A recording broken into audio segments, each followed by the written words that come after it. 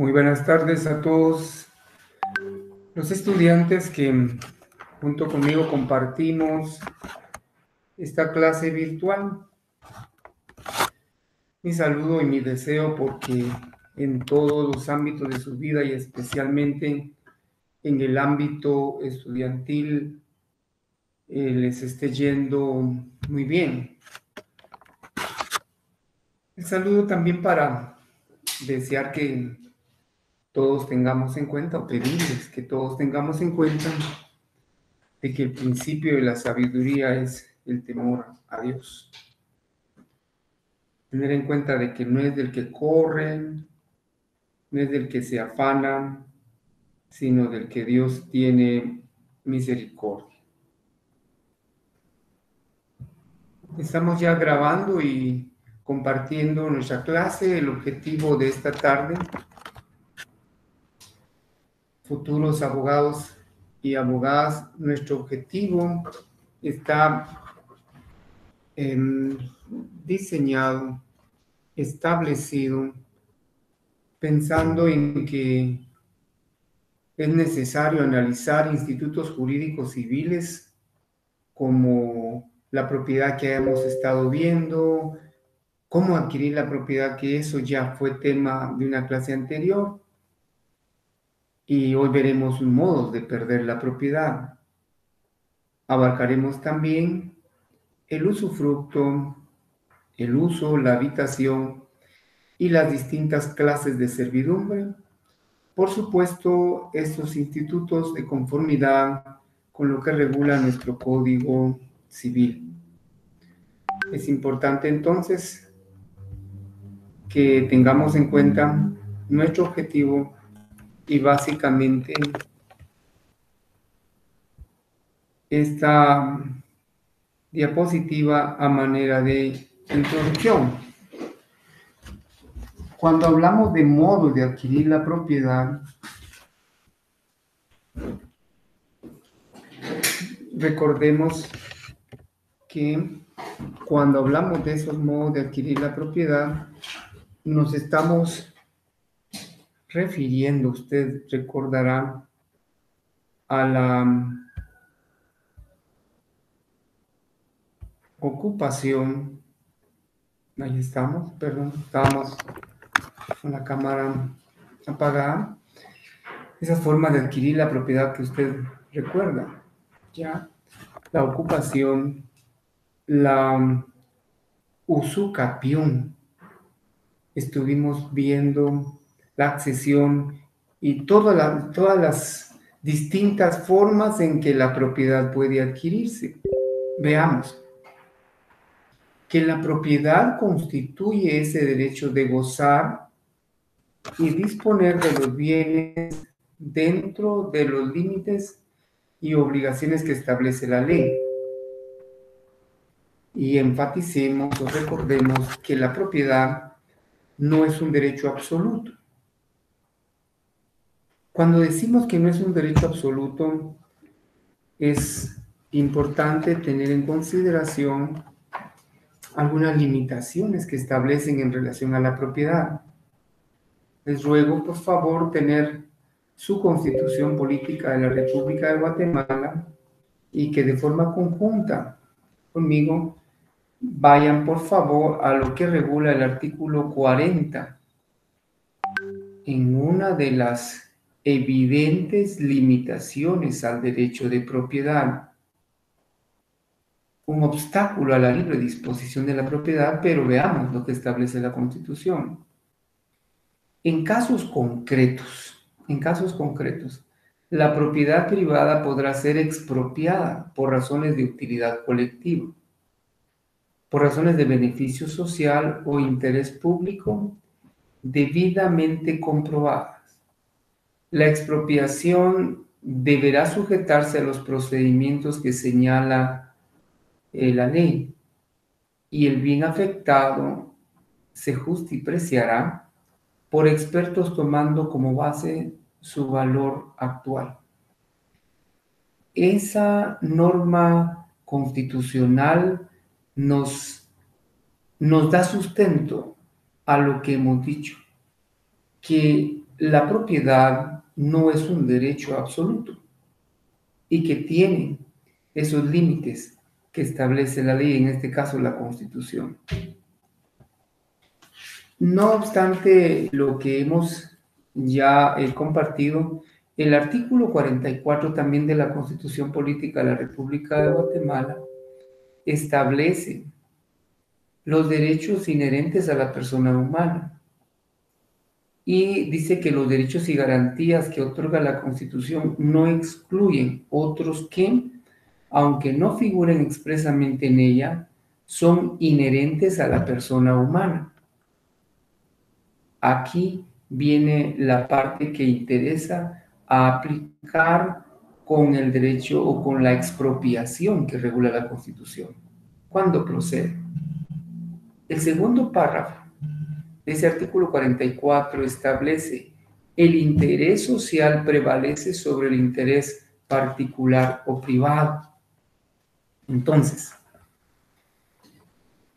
es propiedad privada y el artículo 39 de la Constitución lo regula, pero existe un límite, la expropiación, que está establecida en el artículo 40 de nuestra Carta Magna, y el 44 que puede aplicarse también a la expropiación, establece que el interés general prevalece sobre el interés particular. Veamos. ¿Cómo está conceptualizada la propiedad? Y para eso tendremos que regresar un poquitito a lo que es el artículo 464. Perdone que es necesario ir viendo esas normas para darle sentido a nuestra cátedra, a nuestra clase, a nuestro compartir en materia civil. El artículo 464 establece y desarrolla el artículo 39 de la Constitución, porque dice que la propiedad es el derecho de gozar y disponer de bienes dentro de los límites y con la observancia de las obligaciones que establecen las leyes. Perfecto. No solo es el 464, también el 465 marca, por así decirlo, un límite, un tope o una barrera a la libertad o a la propiedad como derecho. Y dice que el propietario, en ejercicio de sus derechos, no puede realizar actos que causen perjuicios a otras personas, y especialmente en sus trabajos de explotación industrial. Está obligado a abstenerse de todo exceso lesivo a la propiedad colindante o a la propiedad vecina. ¿Y será que el perjudicado, el vecino que sea afectado porque alguien al abusar en su derecho de propiedad le afecte en su fundo, en su tierra? ¿Qué derecho tiene el perjudicado? El que sufre, es el que está amenazado con un daño porque otro se excede o abusa en el ejercicio de su derecho de propiedad, puede exigir que se restituya al estado anterior o que se adopten las medidas del caso sin perjuicio del pago de daños sufridos. De igual forma, como otro límite al derecho de propiedad, en una concatenación, en una relación directa con el artículo 40 de la Constitución, el 467 del Código Civil también regula la expropiación forzada. La propiedad puede ser expropiada por razones de utilidad colectiva, beneficio o interés público, previa indemnización determinada de conformidad con la ley de la materia. Y cuando habla de la ley de la materia, se está refiriendo a la ley de expropiación. Bueno, también tendremos oportunidad de hablar de la ley de expropiación.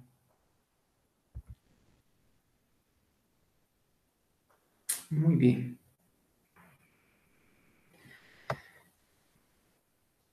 Veamos. Estamos procurando introducirnos a los modos de perder el derecho de propiedad. Y para irnos induciendo a ese camino de los modos de perder el derecho de la propiedad, recordemos que la propiedad se adquiere por medios jurídicos que ya hemos visto: la ocupación, la posesión, la usucapión, la accesión. ¿Y cuáles son los modos de perder la propiedad? Se pierde por dejación, se pierde por enajenación, los bienes se pierden por expropiación y también por extinción de dominio. A ver, repitamos. Esto es lo importante de estos cursos, de estar ocupados, de estar concentrados, es ir captando. Hay modos de perder la propiedad: por dejación, por enajenación, por expropiación y por extinción de dominio. Veamos. Hay modos voluntarios. Hay modos voluntarios de perder la propiedad. Está el abandono o dejación, que consiste en que el propietario abandona el bien con ánimo de desapoderarse de él. Sí, sí ocurre, sí puede darse.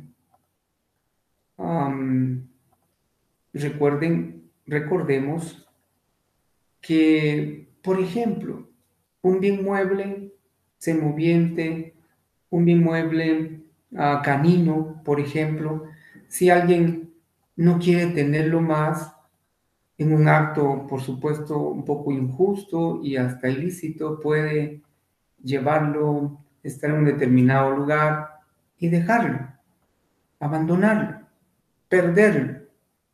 La dejación, el abandono, es una forma voluntaria, es un modo voluntario de perder la propiedad.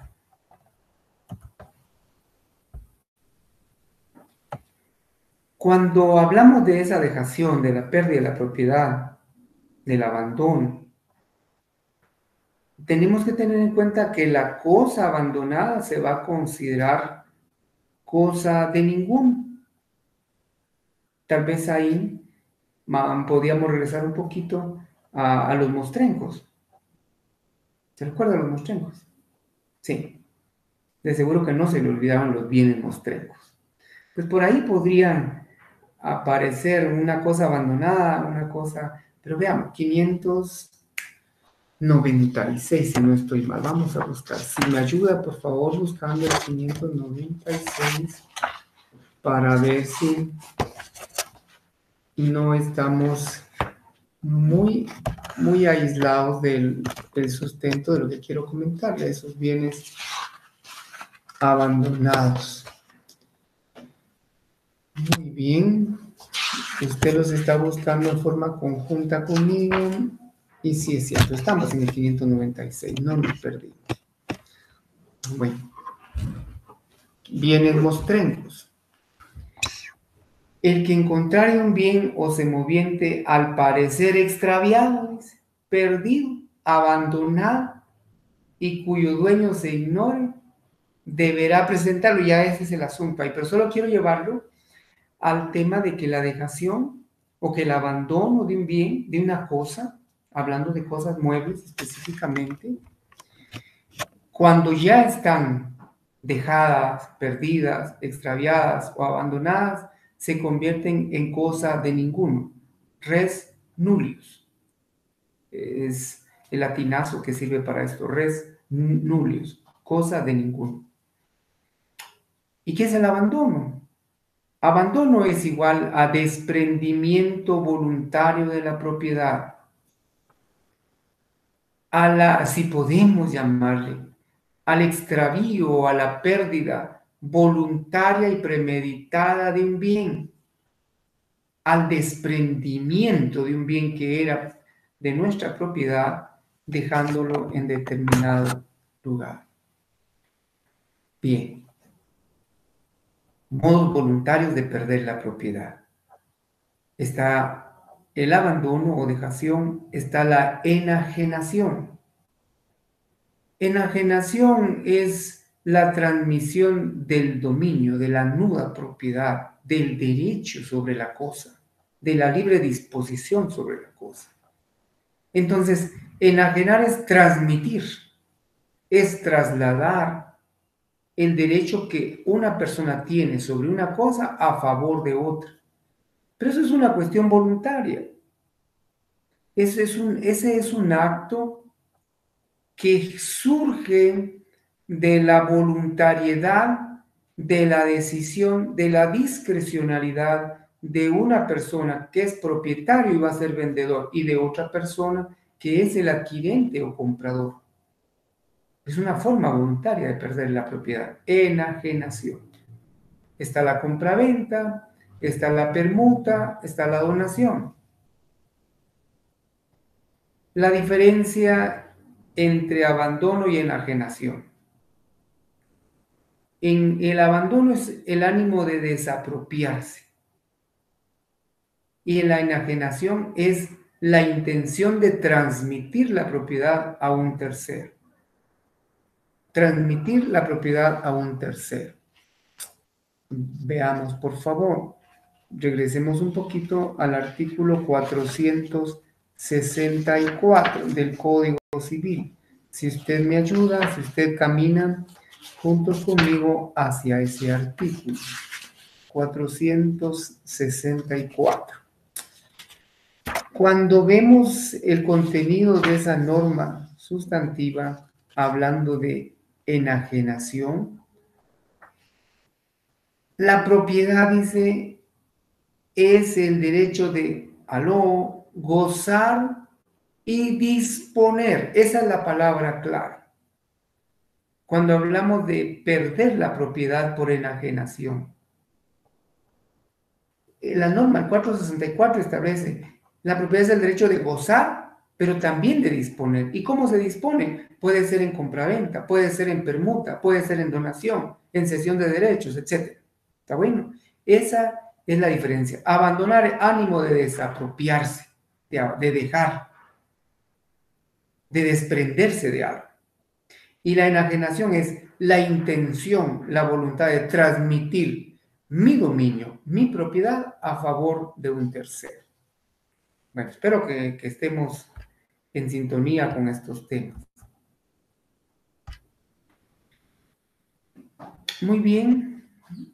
Veamos ahora los modos involuntarios. Modos involuntarios de perder la propiedad. Veamos aquí, vamos a correr. Veamos, está la extinción. Está la expropiación forzosa. Veamos estos dos temas. La extinción. ¿Qué es la extinción? Un modo involuntario de perder la propiedad. Cuando el bien deja de existir físicamente, tal el caso de muebles, automóviles consumidos por fuego, qué sé yo, en algún caso fortuito, en alguna tragedia fortuita, etc. Extinción. Y puede darse también una extinción jurídica de dominio. Esa extinción jurídica de dominio, que es un tema distinto, se extingue no porque se terminó la cosa o se destruyó. La extinción jurídica de dominio se da a favor del Estado y en contra de personas individuales y jurídicas que acumulan bienes con recursos derivados de actos ilícitos.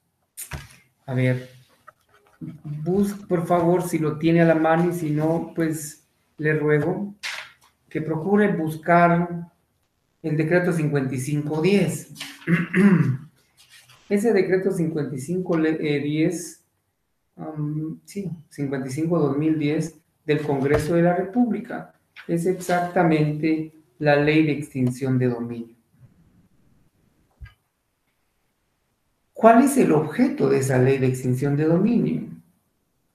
El objeto es, pues, regular la identificación, localización, recuperación, repatriación de bienes y la extinción de los derechos relativos al dominio sobre los mismos. Regular también el procedimiento exclusivo para el cumplimiento efectivo de la ley,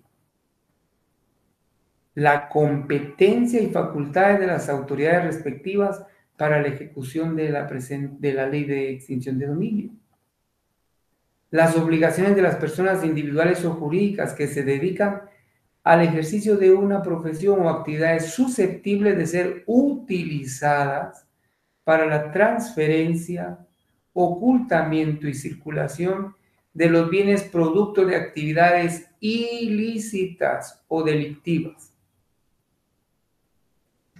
Hay una serie de definiciones que están detalladas en el artículo 2 de la ley de extinción de dominio. Y hablo de eso porque es una forma de perder la propiedad. ¿A qué se le llama actividad ilícita o delictiva? Se entenderán como actividades ilícitas o delictivas que darán lugar a la aplicación de la ley de extinción las acciones u omisiones tipificadas como delitos cometidos por la delincuencia común o por la organizada. Y ahí describe. Tengas en cuenta que dentro de varias de las partes o de las definiciones que establece la ley de extinción de dominio está el tránsito internacional, el lavado de dinero, y recientemente el Congreso de la República, usted recordará, en el decreto 5/2022 reforma la ley de migración. Quiero que tenga en cuenta, por favor, el decreto 95/98. ¿Aló? Decreto 95/98, que es la ley de migración y delitos conexos. Pues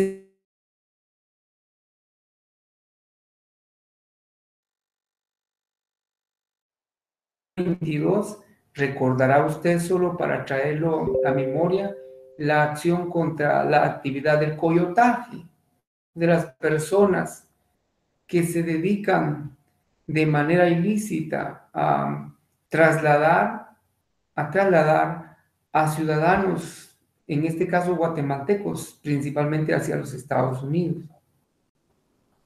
Pero eso, le hablo de esto porque es parte de la regulación de una forma de perder la propiedad.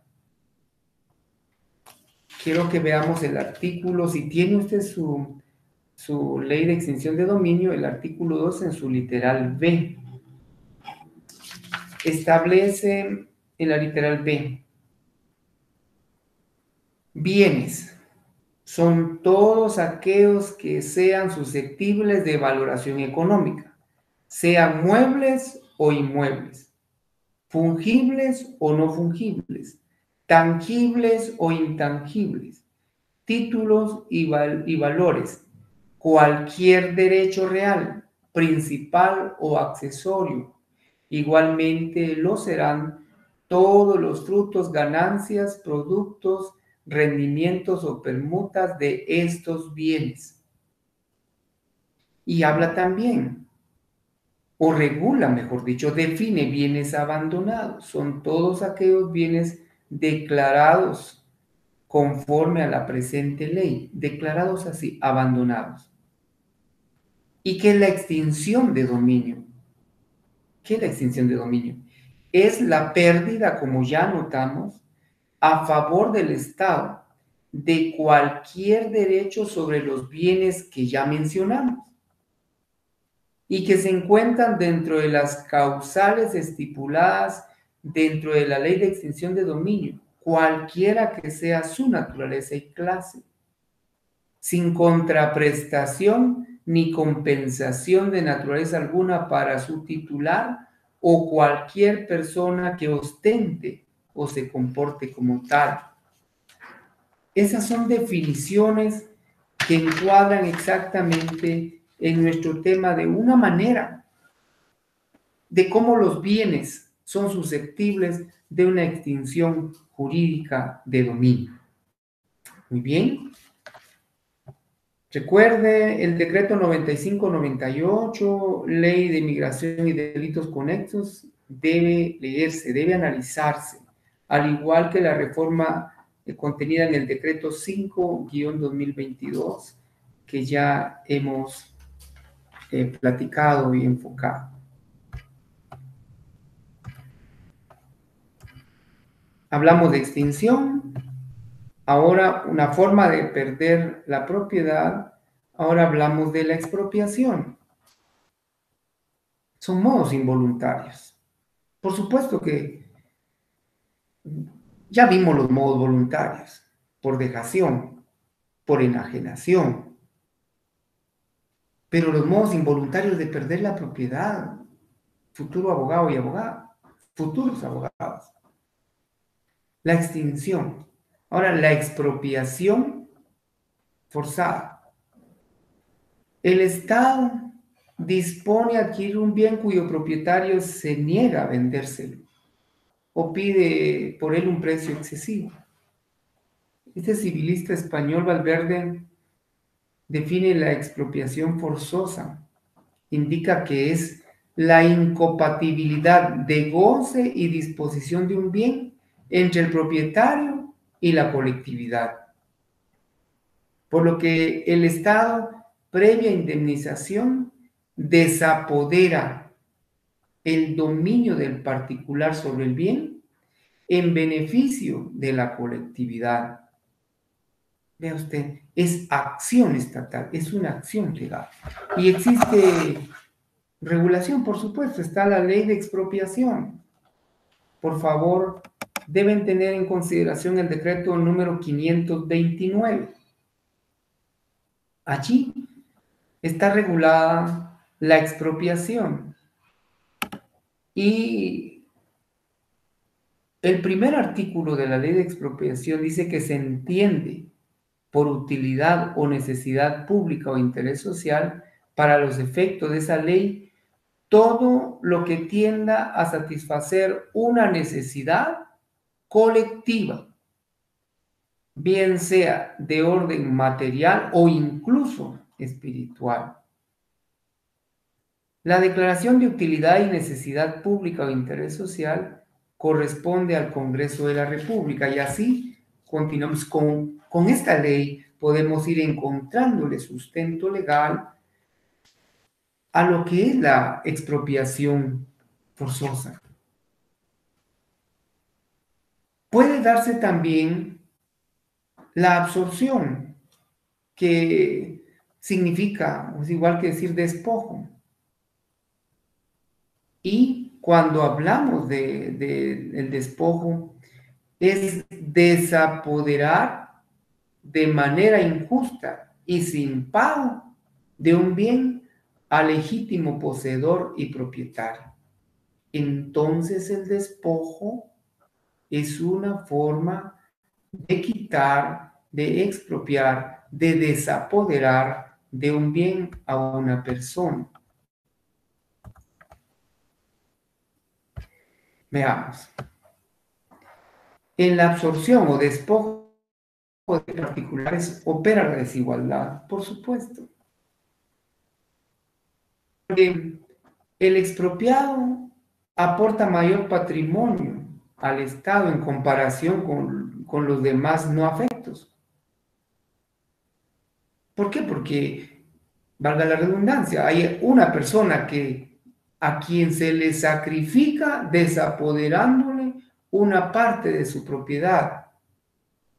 ¿Para qué? Para beneficiar a un grupo significativo a los que se les llama beneficiarios porque a ellos es a quien va destinado el uso y goce de esa fracción que ha sido expropiada. Pero creo que es necesario tener en cuenta también en la absorción o despojo que puede darse el despojo judicial. Puede darse el despojo judicial. ¿Y cómo? ¿Cómo ocurre eso? ¿Cómo es posible que sea un despojo judicial?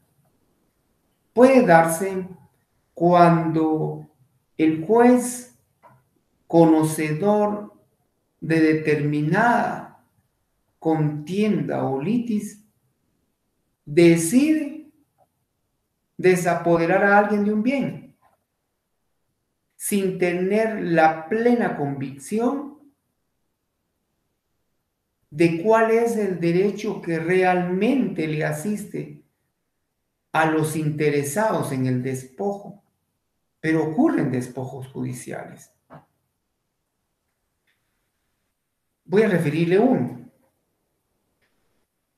que si bien es cierto se trataba de un asunto penal por una supuesta usurpación de aguas, resulta que el titular del derecho es dueño de un terreno enorme, bueno, grande, de 20 y pico de cuerdas. Y dentro de ese terreno hay un nacimiento. Ese nacimiento es el que abastece de agua a una comunidad de unos 16,000 habitantes. Contra ese derecho hubo una denuncia porque el agua, el exceso de agua que de esa propiedad salía y pasaba por un predio contiguo, era aprovechado por otras personas con fines económicos en una actividad, en una supuesta actividad de riego. Cuando el dueño del nacimiento decide la recaptación del agua para abastecer a la comunidad beneficiaria del servicio para consumo humano, el agua que discurría, el exceso de esa agua ya no pasó por el predio contiguo. Plantean denuncia por usurpación. Se demuestra que existe el nacimiento, pero está en propiedad del presunto sindicado. Se demuestra que el nacimiento está a una distancia muy considerable del lindero hacia adentro del terreno del propietario. No obstante, está probada la propiedad del inmueble, la propiedad del agua dentro del inmueble. Aún así, un juez ordena, como usted lo oye,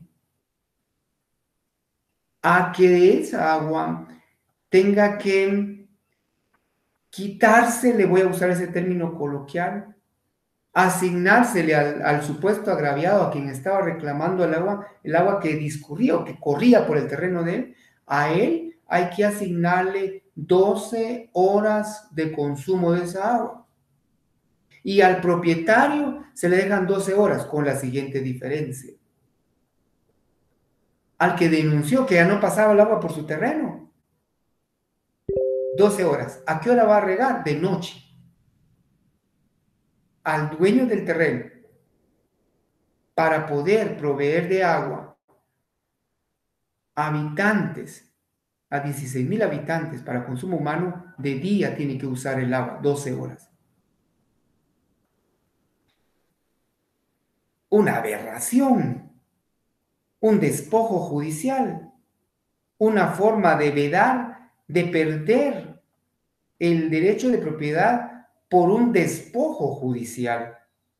Y vea usted, se le dice al supuesto agraviado que riegue agua de noche y entonces nosotros sabemos que los tanques de captación en la mayoría de pueblos de Guatemala, el servicio de agua se suspende en el día. Hay agua unas 4, 5 horas, 11, 12 del día, ya no hay agua. ¿Por qué razón? porque se utiliza toda la tarde y la noche para que los tanques de captación vuelvan a tener el caudal suficiente para poder distribuir a los usuarios.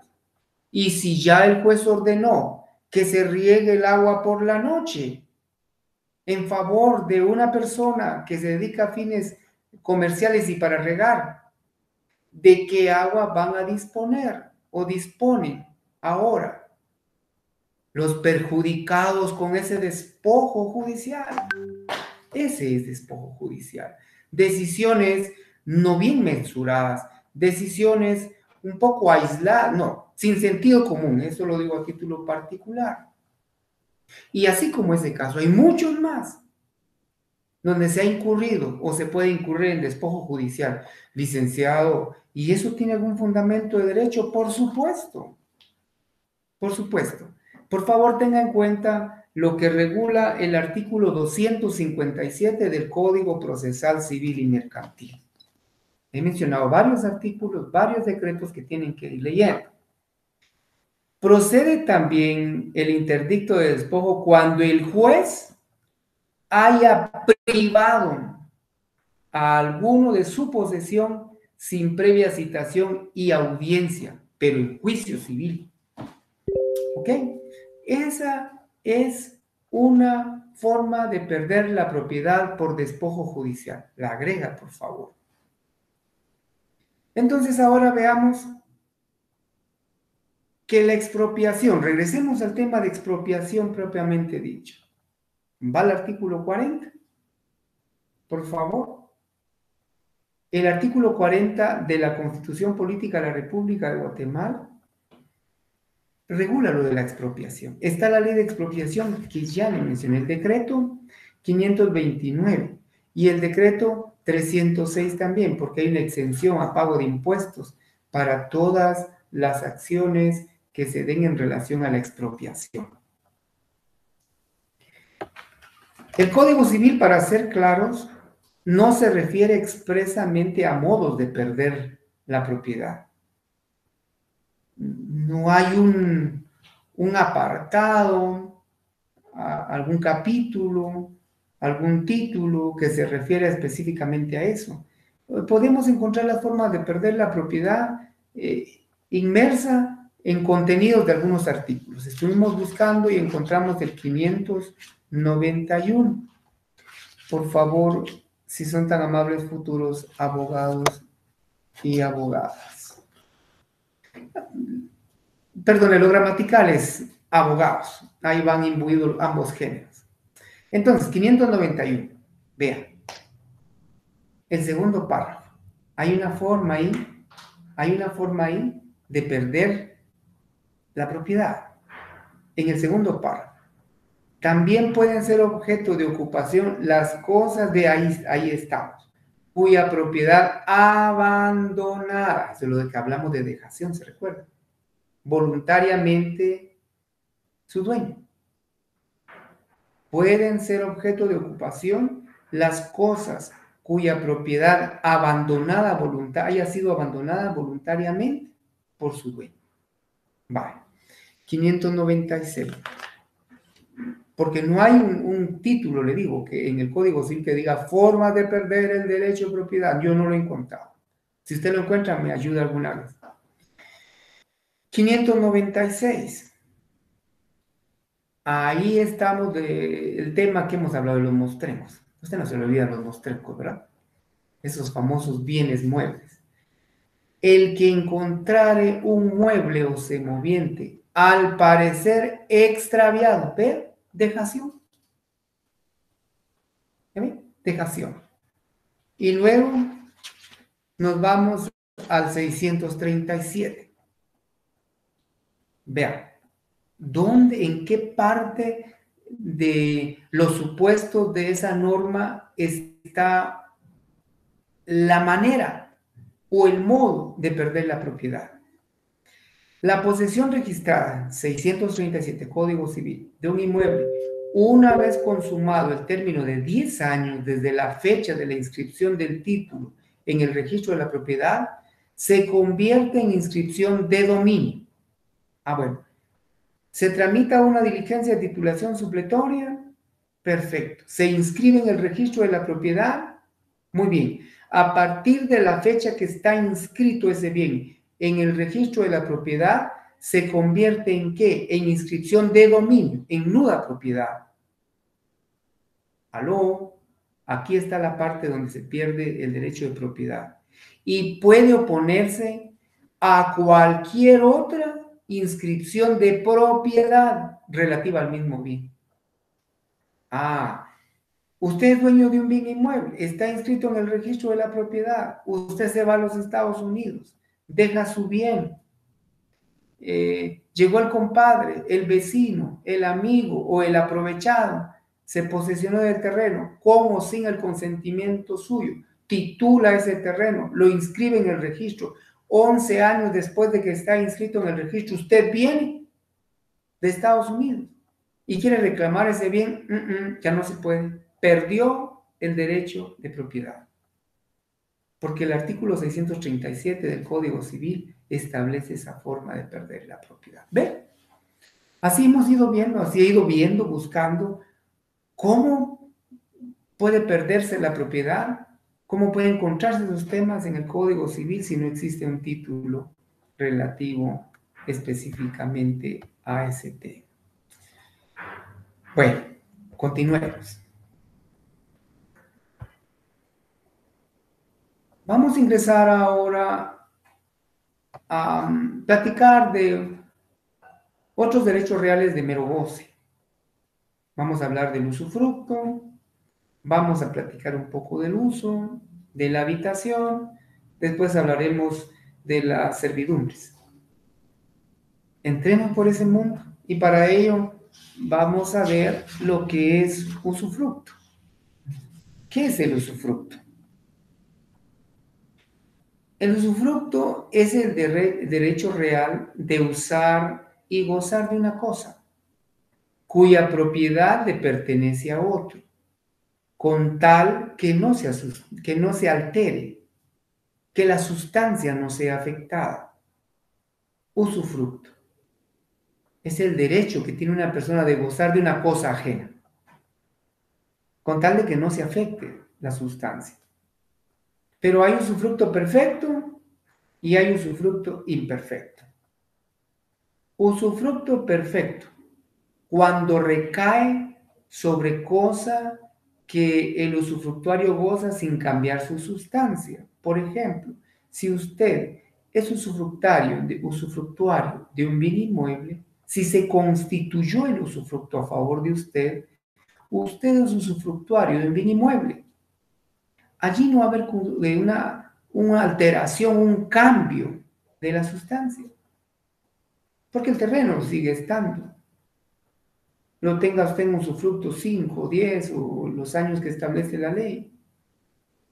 La sustancia se mantiene. Ahora, ese es usufructo perfecto. No cambia la sustancia del bien que se le dio al usufructuario. El usufructo imperfecto recae sobre cosa que al gozarla, que al usarla, al disponer de ella como usufructuario, cambia su sustancia. Si es usufructuario, por ejemplo, de granos, de cosechas, de dinero,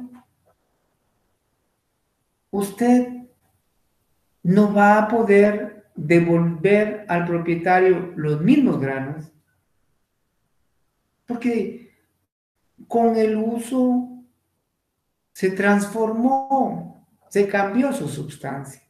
Entonces va a entregar de los 10 quintales que se consumió en determinado tiempo, que obtuvo en determinado tiempo, va a reponer otros, no los mismos granos, igual de dinero. Será la misma cantidad, 10,000 quetzales, pero no los mismos billetes, la misma denominación, será diferente. Por eso se le llama usufructo imperfecto. Bueno, tenemos entonces usufructo convencional, es aquel que se genera por acuerdo entre partes para determinado tiempo y condiciones que se establezcan.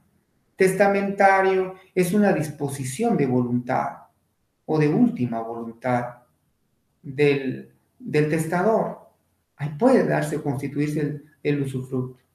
Judicial, si ese fuera el caso, un usufructo judicialmente constituido.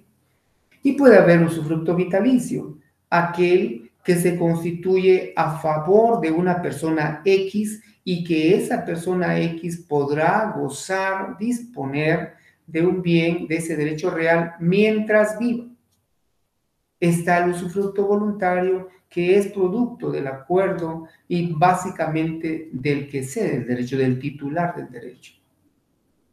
Y está el usufructo universal, que puede darse sobre la totalidad de bienes de determinada persona o puede ser causante. Sigamos.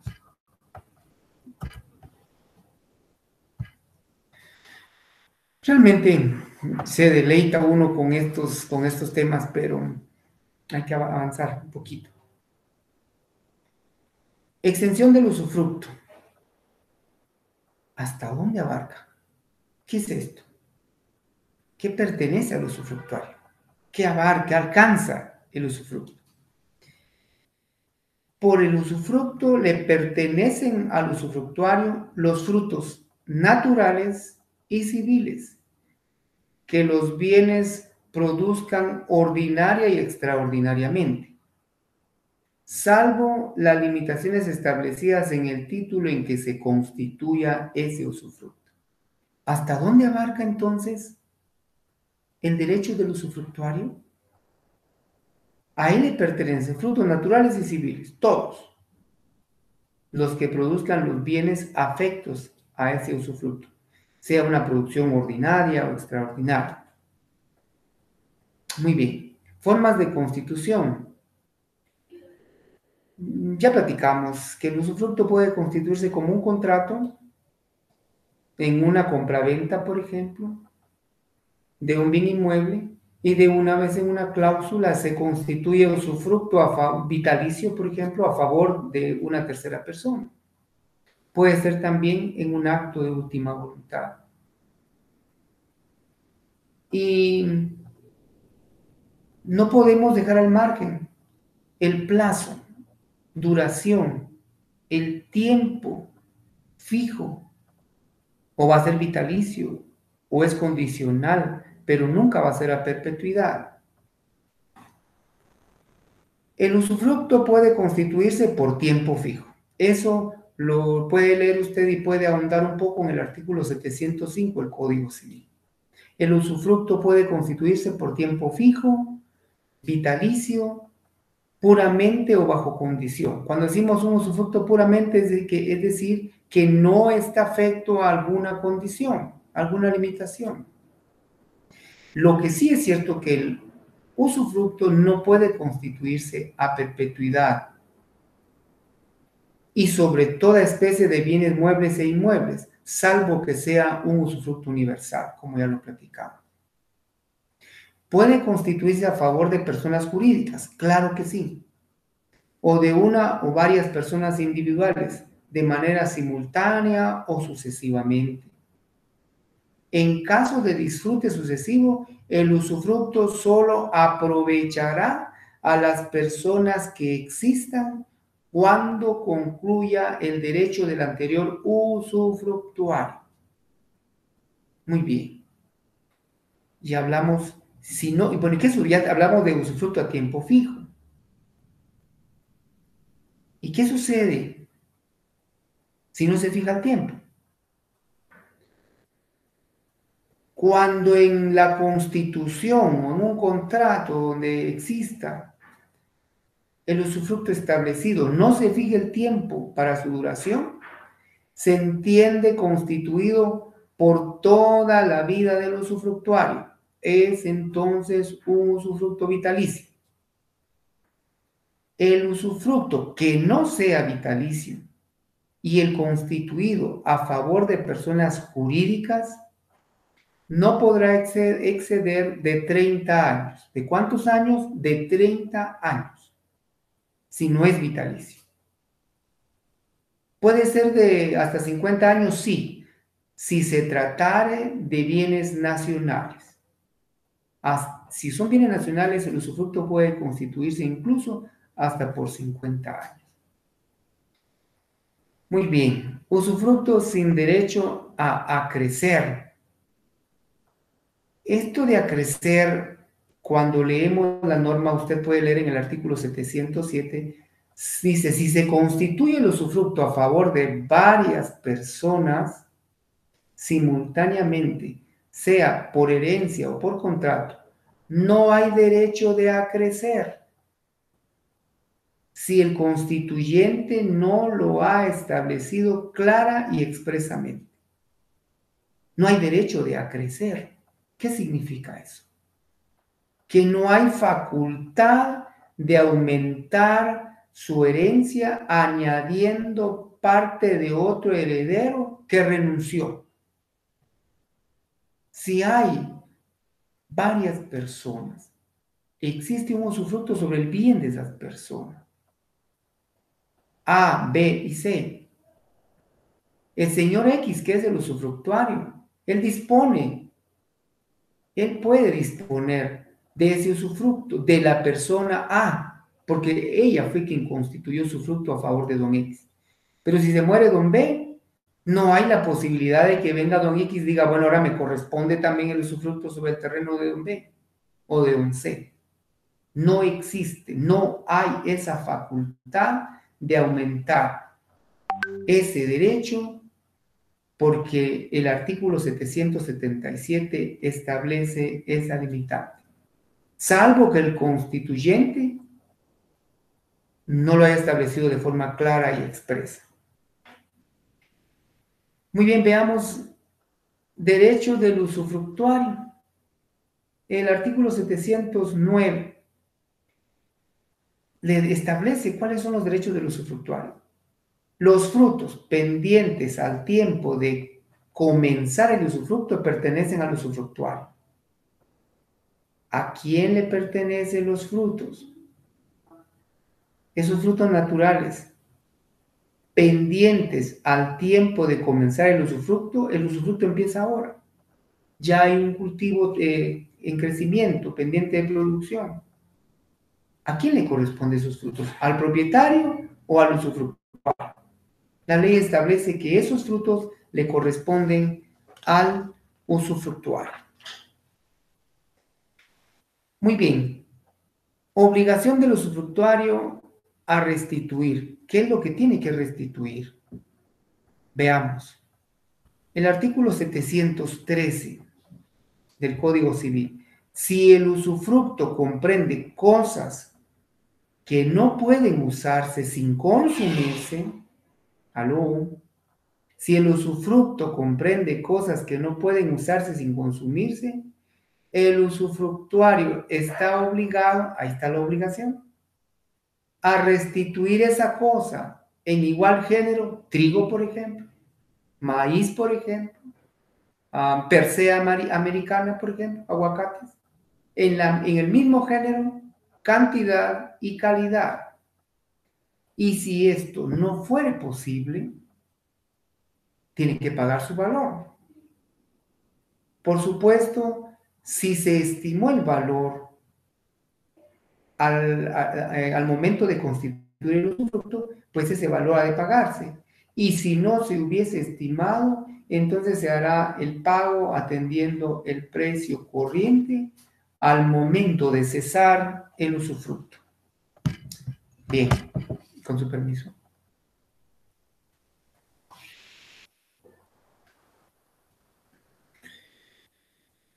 El usufructuario goza de accesión.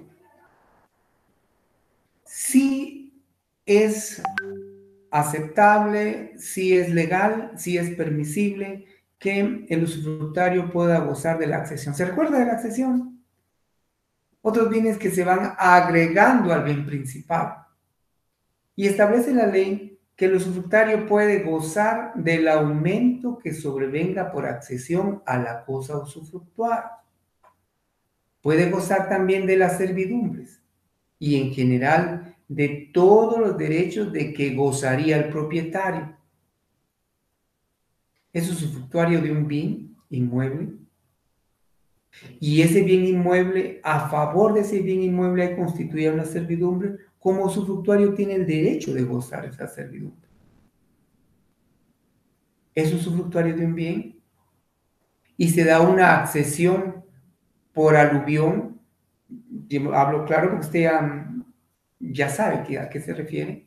Se agrega una fracción más, usted puede disponer de esa accesión como que fuera, con el mismo derecho del propietario. Enajenación y cesión del usufructo. ¿Se podrá? Veamos. El usufructuario puede gozar por sí mismo de la cosa usufructuada, pero también puede arrendarla a otro y puede enajenar su derecho. Que sí se puede enajenar el derecho de usufructo, salvo lo que establece en el artículo 708, es decir, salvo el derecho de los acreedores, que si uno va a enajenar el derecho de usufructo que tiene sobre un bien solo para no pagar una deuda, hay afecto a acreedores. Entonces, eso no lo permite la ley. No es posible enajenar un derecho que tengo o que mantengo en usufructo. El fruto de un bien que mantengo en usufructo no lo puedo enajenar si mi intención es no cumplir con una obligación preexistente.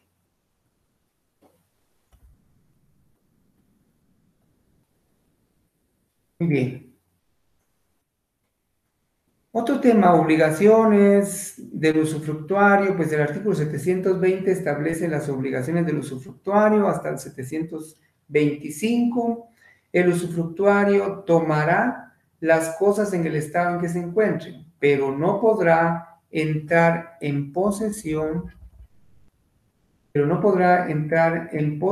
de ellas sin haber o hacer inventario de los muebles y sin describir el estado de los inmuebles con citación de los propietarios.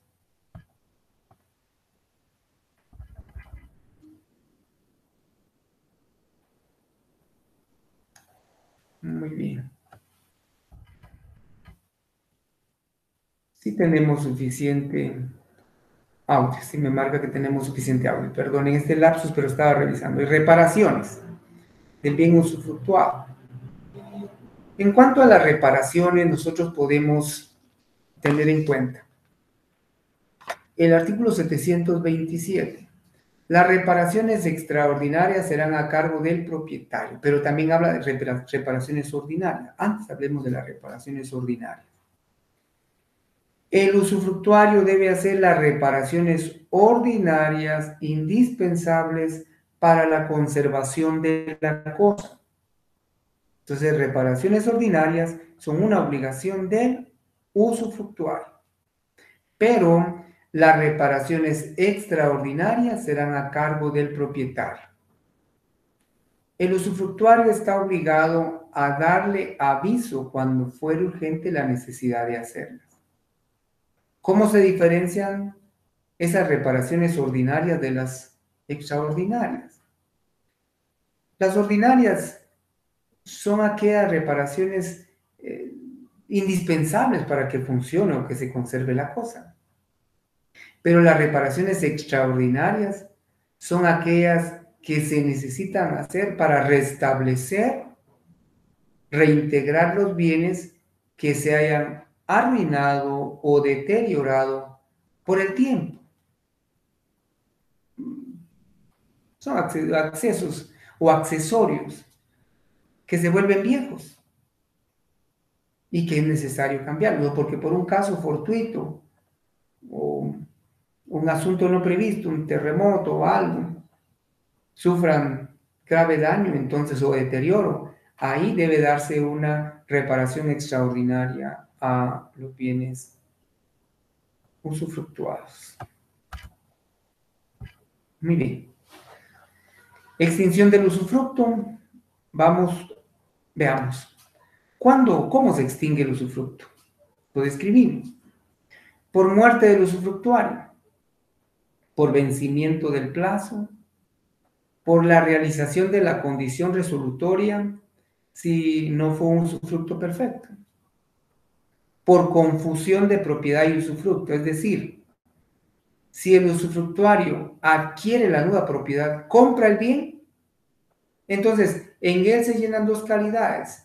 Ya es usufructuario y ya es propietario. A eso se le llama confusión, por confusión de propiedad y usufructo. Allí también se extingue el usufructo. Si es confusión parcial, si solo compró una parte, el usufructo subsiste en relación a la parte no adquirida por el usufructuario. Otra forma de extinguir el usufructo, por prescripción liberatoria, por la pérdida del derecho con el transcurso del tiempo, la prescripción negativa, por renuncia del usufructuario, también se extingue. Salvo la renuncia en fraude de acreedores, que ya hablamos, que no es posible, que no lo permite la ley. Por pérdida de la cosa usufructuada. Si no es una pérdida total, el usufructo se mantiene. Por anulación o cesación del derecho del que constituyó el usufructo. Si es anulada la inscripción registral de un bien del propietario y cesa ese derecho, entonces se extingue el usufructo. Cesación del usufructo. Puede cesar también el usufructo por abuso del usufructuario, deteriorando o dejando perecer bienes, y por supuesto que esa cesación debe ser declarada judicialmente.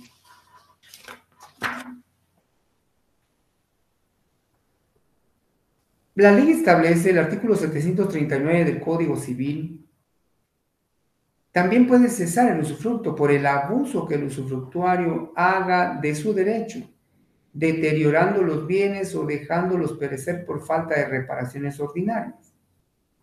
En este caso, la extinción del usufructo no procede de hecho, sino que debe ser declarada por resolución judicial. También puede optar el propietario en el mismo caso. Cuando esté abusando el usufructuario, cuando esté destruyendo el bien del usufructuario, el propietario puede optar a que se le ponga en posesión de los bienes, obligándose a pagar al usufructuario periódicamente el producto líquido de los mismos, deducido el honorario del administrador, fijado de conformidad con la ley. Ya hablamos de la cesación, veamos la destrucción del usufructuado. Si el usufructo estuviere constituido sobre una finca de la que forma parte un edificio y éste llegare a perecer, repito, si el usufructo estuviera constituido sobre una finca, un terreno, y sobre ese terreno hay un edificio y éste llega a perecer, de cualquier modo que sea, el usufructuario tendrá derecho a disfrutar del suelo y de los materiales. También podemos hablar de impedimento temporal.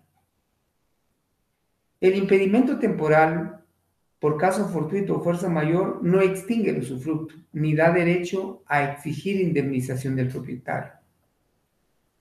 No puede gozarse de la cosa que se está usufructuando por algún daño que lo inutiliza por un caso fortuito o de fuerza mayor. El usufructo a término, ¿qué significa? Que el usufructo, si fue concedido por el tiempo que tarde un tercero en llegar a cierta edad, subsistirá el número de años prefijados, aunque éste muera antes, salvo si el usufructo hubiere sido expresamente concedido solo en atención a la existencia de dicho tercero. Y el cuasi usufructo es recordemos que ese latinazo cuasi usufructo, podemos decirlo en idioma español, entendible, casi usufructo. Es una variante del usufructo. Se da en un bien consumible. con obligación de devolverlo en igual género, calidad y cantidad. Entonces podemos llamar, cuando se trata de bienes muebles, de bienes que se extinguen, se afecta su sustancia con el uso, le vamos a llamar cuasi usufructo. Solo que la obligación del usufructuario es ya no devolver el mismo maíz que le dieron hace 20 años y que consumió hace 3 años, por decirle algo. Tiene que devolver el mismo género, la misma calidad y la misma cantidad.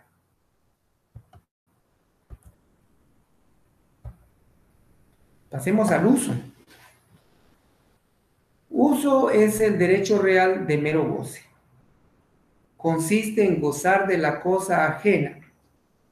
Es similar al usufructo, con la diferencia que es más pequeño el ámbito o espacio que ocupa.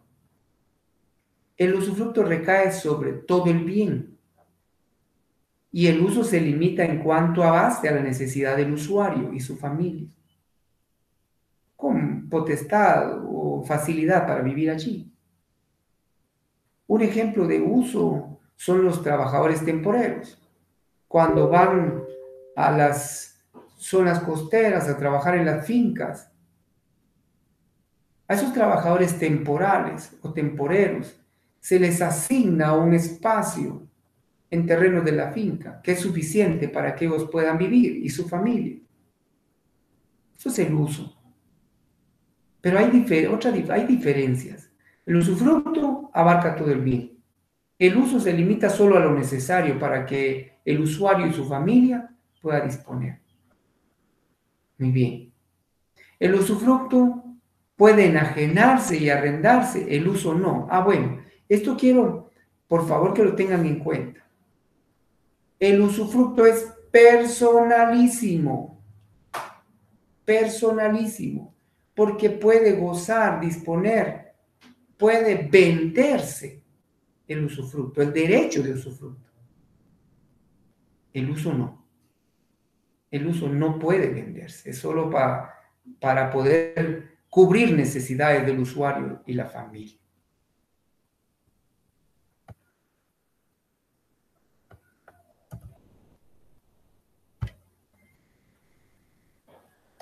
Muy bien. Ya platicamos del uso, pero vamos a ver 745.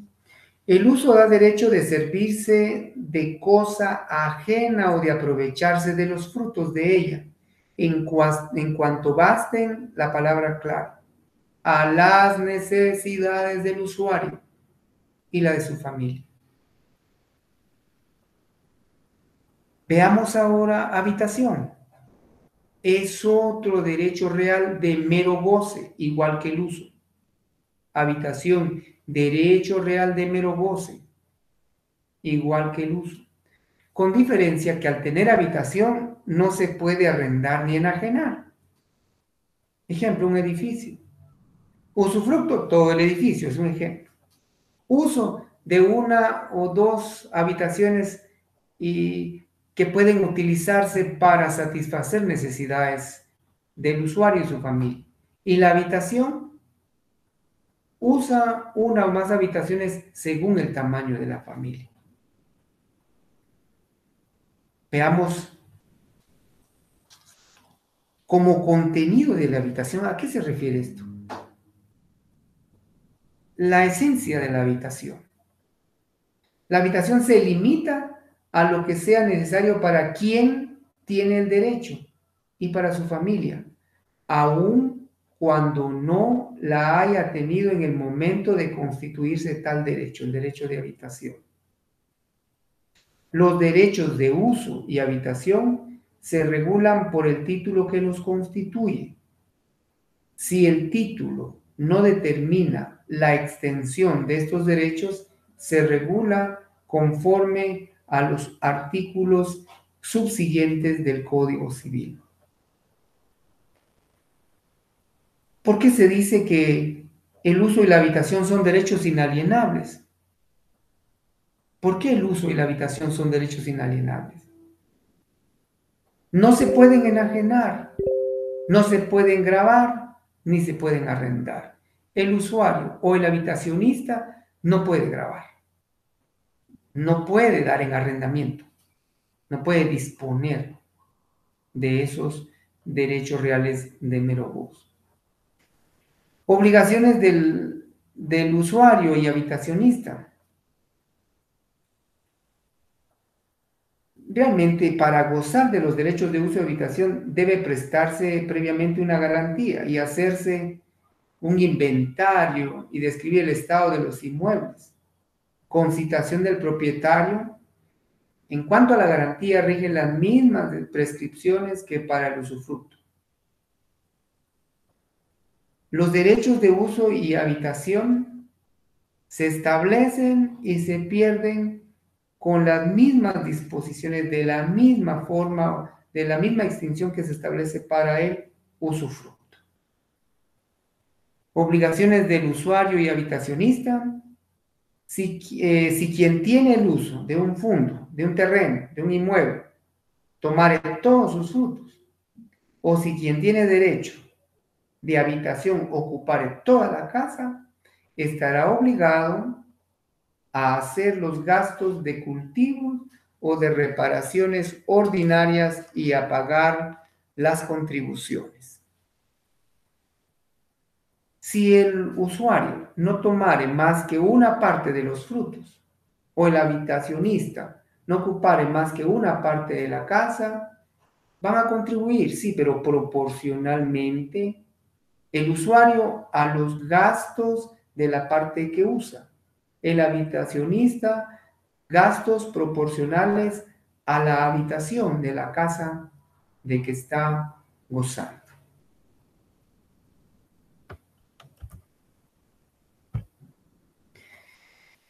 Las servidumbres, vamos a correr un poquito. Las servidumbres son gravamen impuesto sobre un predio para uso de otro de distinto dueño o para utilidad pública.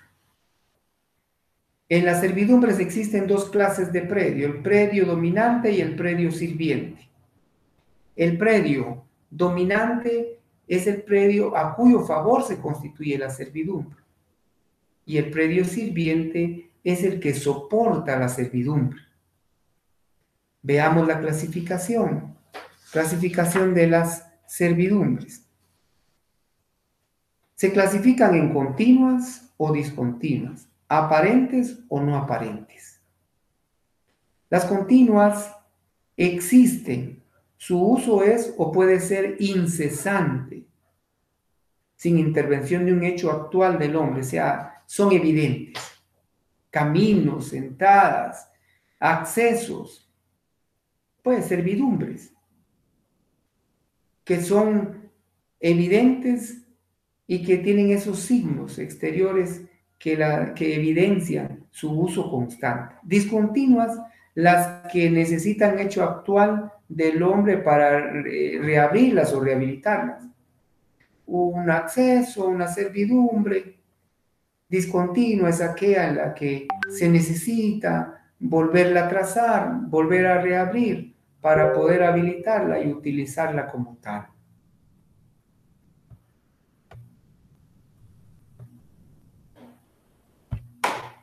Aparentes, servidumbres aparentes. Ya hablamos de continuas y discontinuas. Aparentes.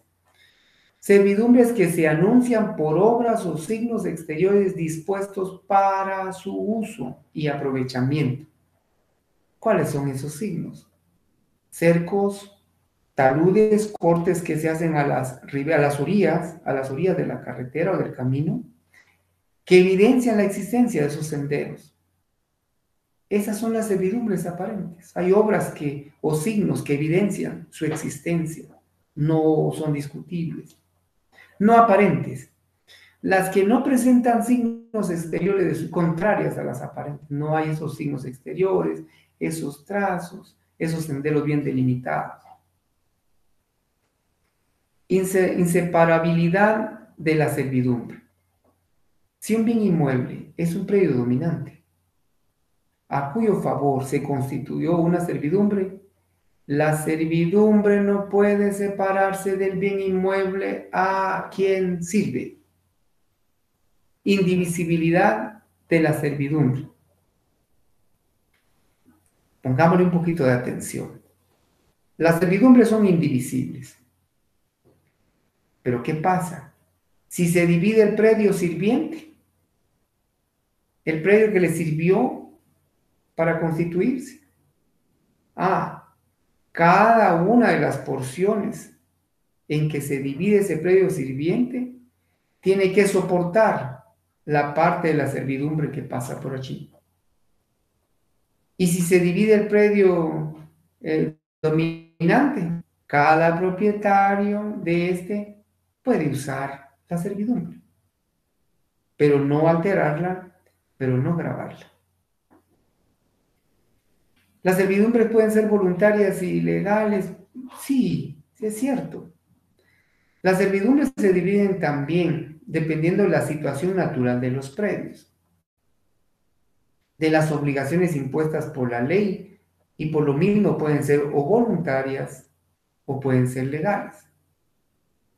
Las servidumbres que tienen por objeto el interés de los particulares pueden ser establecidas, derogadas o modificadas por la voluntad de estos, siempre que tengan capacidad para disponer de sus bienes. Lo concerniente a las servidumbres legales establecidas para utilidad pública o comunal se regirá por las leyes y reglamentos especiales y en su defecto por las disposiciones de este título. Veamos una servidumbre legal de paso, como ejemplo. Se constituye una servidumbre legal de paso aquella que a solicitud del propietario de un terreno enclavado, explico, terreno enclavado es aquel inmueble que no tiene salida a la vía pública, que hay que estar pidiendo permiso con los propietarios.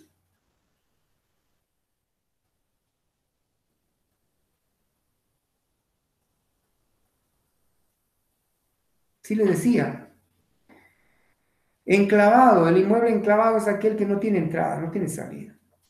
Entonces, ¿podrá el propietario de ese bien solicitar judicialmente que se constituya una servidumbre? Sí, se va a constituir una servidumbre legal de paso.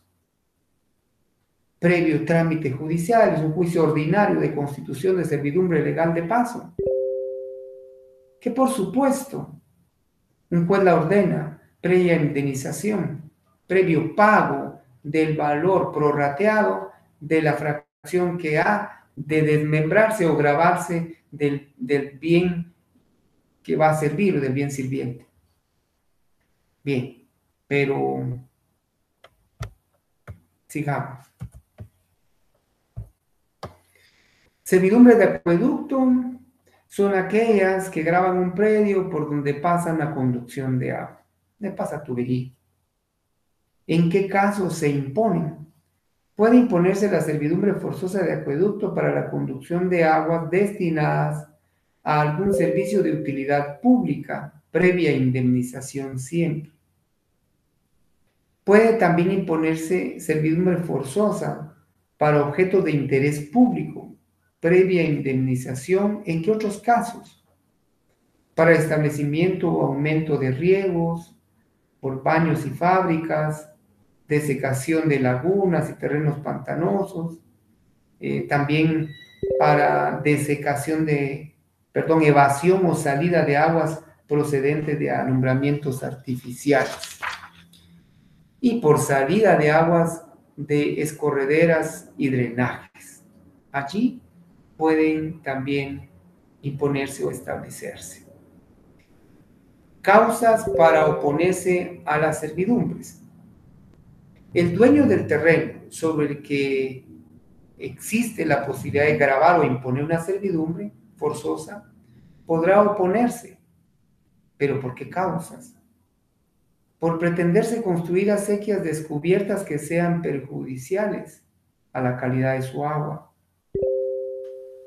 Porque esa servidumbre o acueducto puede ser peligrosa para el terreno del predio sirviente cuando se intente utilizarla para objetos de interés privado. Y puede oponerse el dueño de un terreno donde quiera constituirse una servidumbre de acueducto también, por poderse establecer sobre otros predios con iguales ventajas. Hay otros terrenos. Está el terreno de un A, B, C. Ah, pero quieren afectar al terreno del señor D. No, ahí también puede oponerse. Y así. Obligaciones de quien promovió esa servidumbre. Derecho de paso. Las obligaciones de quien promovió la servidumbre serán de cuenta del que haya promovido y obtenga la servidumbre de acueducto todas las obras necesarias para su construcción, conservación y limpieza, al efecto de autorizarla para ocupar temporalmente los terrenos indispensables para el depósito de materiales, previo pago de daños y perjuicios o garantía suficiente. Estos podrán compelerse a ejecutar las obras, compelerse quiere decir obligarse a realizar obras y limpias necesarias para impedir estancamiento o filtración que originen deterioros.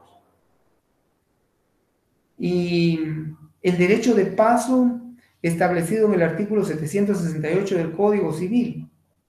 Estamos hablando de las servidumbres. A la servidumbre forzosa de acueducto es inherente el derecho de paso por sus márgenes para su exclusivo servicio. Servidumbres de acueducto. Están las servidumbres de estribo. Veamos las facultades del dueño del predio sirviente en el artículo 772. Las servidumbres de acueducto no obsta para que el dueño del predio sirviente pueda cerrarlo y cercarlo, así como edificar sobre el acueducto mismo, de manera que éste no experimente perjuicio ni se imposibiliten las reparaciones y limpias. Digamos, por favor, estamos ya por concluir. Y estamos viendo lo del predio enclavado que ya les comenté, un terreno, un inmueble que no tiene entrada ni salida. El pago al predio sirviente por donde va a pasar. La prescripción, cuando prescribe el derecho a la servidumbre, si es que pueda darse. El predio obligado, veamos por favor lo del predio obligado. Antes de abarcar lo del predio obligado, veamos lo de esa indemnización del predio sirviente. Indemnizar es pagarle al dueño del bien donde va a pasar la servidumbre el valor que se va a estimar por un experto, por un valuador autorizado. Por supuesto, dentro del trámite respectivo. La prescripción. La acción para reclamar esa indemnización es prescriptible, pero aunque prescriba, subsistirá, se mantendrá la servidumbre obtenida. El predio obligado, si hay necesidad para un predio enclavado de constituirse una servidumbre, establece la ley. Si hubieren varios predios por donde pueda darse el paso, el obligado a la servidumbre será aquel por donde fuera más corta la distancia. Si esta fuera igual, por dos o más predios, el juez designará cuál de estos predios ha de dar paso y cuál es el ancho de la servidumbre. La servidumbre de paso es del ancho de este que sea lo suficiente para cubrir la necesidad del predio dominante, a juicio del juez. Pero no puede ser mayor de 6 metros ni menor de 2 metros, sino por convenio entre los interesados. De 2 a 6 metros es el ancho y puede variar atendiendo convenio entre interesados. Muy bien.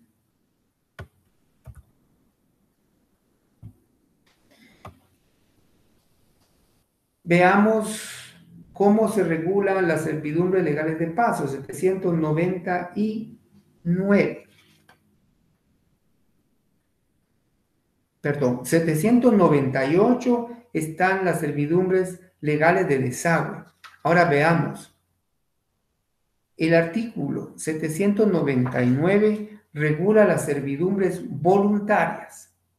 Regula las servidumbres voluntarias y establece que el ejercicio y extensión de las servidumbres establecidas por la voluntad del propietario se regulan por los respectivos títulos y, en su defecto, por las disposiciones de este capítulo del Código Civil.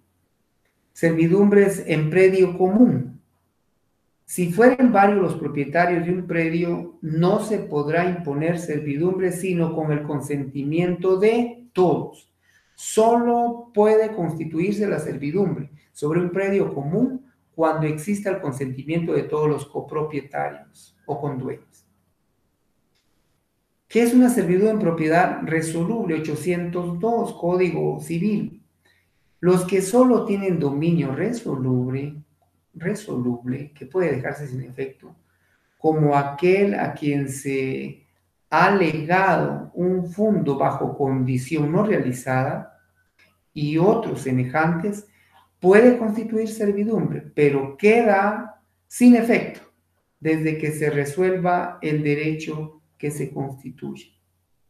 Y luego, adquisición de servidumbre. Puede adquirirse la servidumbre en favor de un terreno, de un fondo, por los poseedores de éste, sean de buena fe o de mala fe.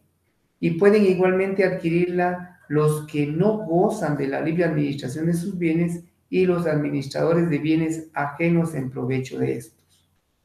Las servidumbres continuas y aparentes se adquieren por cualquier título legal, inclusive la prescripción por el transcurso de 10 años.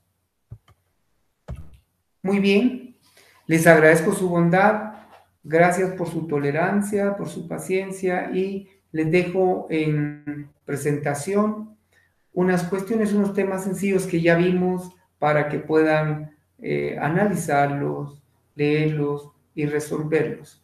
Les invito también a leer, por favor, las otras leyes que fueron mencionándose en el desarrollo de esta clase. Es un verdadero gusto compartir con ustedes.